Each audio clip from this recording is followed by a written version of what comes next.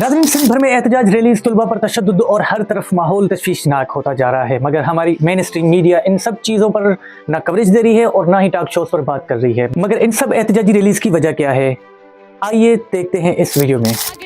पुरमन धरणो extra जेके canals हया आहिनि उन्हनि जे खिलाफ आहे। असांजे शागिर्दनि खे ज़ख्मी करे कुछ खंबे विया आहिनि, कुछ के ज़ख्मी हालत में तई छॾे विया आहिनि। या किथां जो पाकिस्तान के शाहरग ताकतवर इंडस रिवर एक नए तनाज़े का मरकज बन चुकी है। हुकूमत ग्रीन पाकिस्तान इनिशिएटिव नए कैनाल्स बनाकर ज़राअत को बढ़ावा देने का दावा करती है, मगर सिंध में पानी की शदीद कमी और कहत की पेशन गोइयां हैं। आइंदा 50-60 सालों में मुकम्मल पानी की बंदिश और शदीद कमी का सामना करना पड़ेगा। अगर ये वाकई हरा भरा मुस्तकबिल है तो ये सिंध की कुर्बानी होगी। लेकिन इन सब सवालों का जवाब ढूंढेंगे इस वीडियो में, और उनके लिए हमें इसके तह तक जाना होगा, यानी इंडस वाटर ट्रीटी 1960 और वाटर अपॉर्शनमेंट अकॉर्ड 1991 को समझना होगा। सबसे पहले हम समझेंगे Indus water treaty 1960। Indus water treaty 1960 में भारत और पाकिस्तान के दरमियान वर्ल्ड बैंक के ताउन से साइन हुई थी, जो दरियाओं की तकसीम के निज़ाम को तय करती है। पाकिस्तान को इंडस झेलम चनाब पर इख्तियार मिला, जबकि भारत को रावी, ब्यास और सतलज पर दिया गया। मुआहदे के मकसद दोनों मुल्कों में पानी की मुनासिब तकसीम का था, लेकिन वक्त के साथ साथ पाकिस्तान के अंदर ही पानी की तकसीम पर इख्तलाफात सामने आ गए। अब समझेंगे वाटर अकॉर्ड। 1991 में पाकिस्तान के 4 सूबे पंजाब, सिंध, खैबर पख्तूनख्वा और बलूचिस्तान ने एक फार्मूला तय किया ताकि इंडस रिवर का पानी फेयर तरीके से बांटा जा सके। इसके मुताबिक टोटल 114.35 मिलियन एकड़ फीट MAF पानी हर साल डिस्ट्रीब्यूट होना था। देखते हैं कि इसको कितना मिलता है। पंजाब, जो सबसे ज्यादा जमीन पर खेती करता है, उसको 55.94 MAF यानी 48.9% वाटर मिलता है। सिंध, जो इंडस पर पूरा डिपेंड करता है, उसको 48.76 MAF यानी 42.6% पानी मिलता है इस वाटर अकॉर्ड के तहत। खैबर पख्तूनख्वा KP, उसको 5.78 MAF यानी 5.1% दिया गया, मोस्टली डेरा इस्माइल खान और उसके आसपास के खेती के लिए। बलूचिस्तान, जिसमें पानी की ज़रूरत कम है मगर ज़रूरी है, उसको 3.87 MAF यानी 3.4% मिलता है।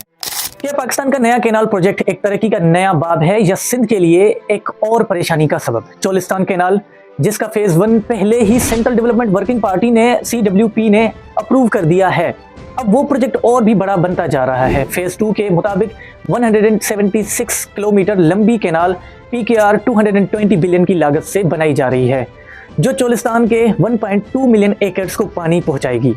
लेकिन इस कैनाल के बनने का सबसे बड़ा सवाल ये है कि क्या वाकई में इतना पानी अवेलेबल है? आइए शुरू करते हैं। इंडस रिवर सिस्टम अथॉरिटी इरसा ने पानी की दस्तयाबी का एक सर्टिफिकेट दिया, लेकिन इसमें कई मसाइल मौजूद हैं। यह सर्टिफिकेट अप्रैल से सितंबर तक पानी के मौजूद होने की बुनियाद पर दिया गया था, और वो भी फ्लड वाटर पर, यानी जब फ्लड आएगा तो उसके बुनियाद पर जो है वो पानी की डिस्ट्रीब्यूशन हुई। अगर फ्लड्स नहीं होते तो इसका असर सिंध और दूसरे इरिगेटेड एरियाज पर पड़ेगा। क्या ये फैसला बिना प्रॉपर प्लानिंग के किया गया?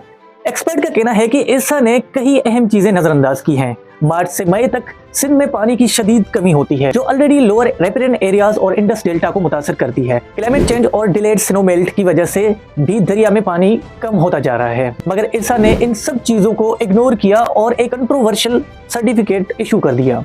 इस प्रोजेक्ट के मुताबिक चोलिस्तान कैनाल पूरा साल चलेगी। इसका सीधा मतलब यह है कि बाकी 6 महीने का पानी या तो दूसरे कैनाल से एडजस्ट होगा या सिंध और लोअर रेपिडेंट एरियाज को और ज्यादा नुकसान होगा।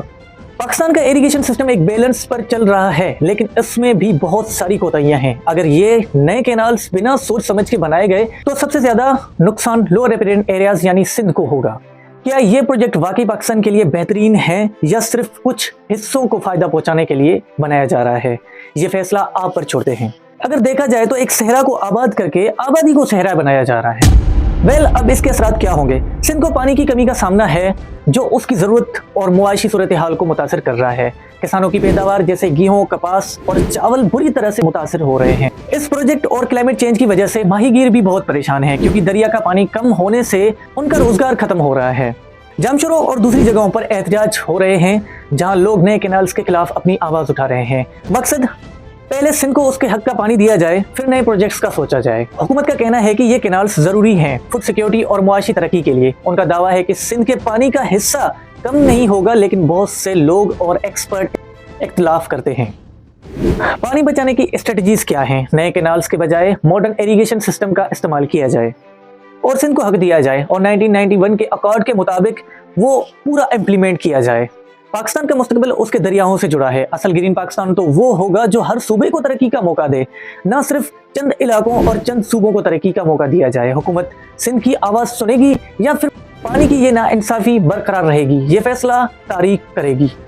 आप क्या सोचते हैं, क्या ग्रीन पाकिस्तान इनिशिएटिव वाकई हरा भरा है या सिंध के लिए तबाही का सबब बन रहा है? अपनी राय कमेंट्स में दें। अगर आपको हमारी ये वीडियो पसंद आई है तो हमारे इस YouTube चैनल को सब्सक्राइब करें और बेल आइकन को प्रेस करें ताकि जो भी वीडियो आए वो आप तक बआसानी से पहुंच सके।